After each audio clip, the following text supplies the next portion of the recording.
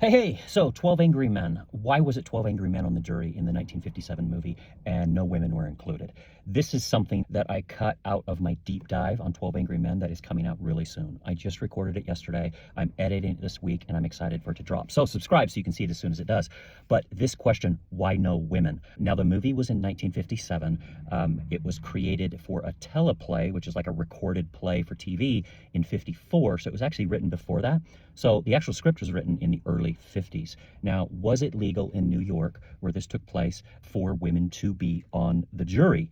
The answer is yes. But was it likely that they would be well represented in juries? The answer is no. In fact, it would have been really common for there to be all male juries just because of the jury pools that they were taking from were usually mostly men. Well, I did a lot of research, and I guess back in 37 there was a case that made it legal for women to be on juries, which is crazy that less than 100 years ago is when women finally got to be on juries, which is nuts. But then it was a series of other cases that over the next 30, 40 years made it more and more mandatory to include women in the pool. There was a case in 42. There was another one in 57 where finally women could independently be on juries. They didn't have to be part of some opt-in pool or something like that. And then in the mid 70s is when it became universally like obligatory that hey, women need to be represented in the jury pools where you select your juries from. In the 50s, it would have been really common for there to be all male juries because there were some social forces, right? And I read a lot of the arguments back then and they make you kind of uncomfortable.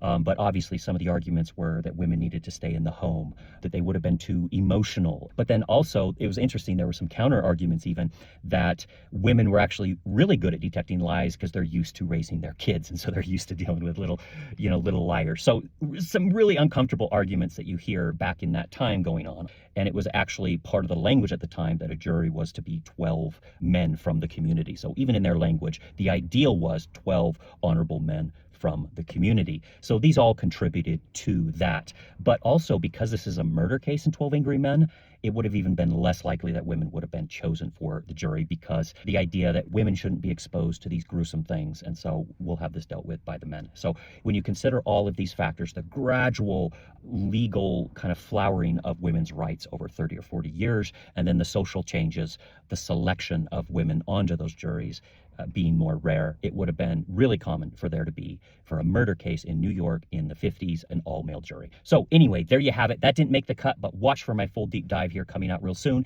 and we'll see you. Have a good one.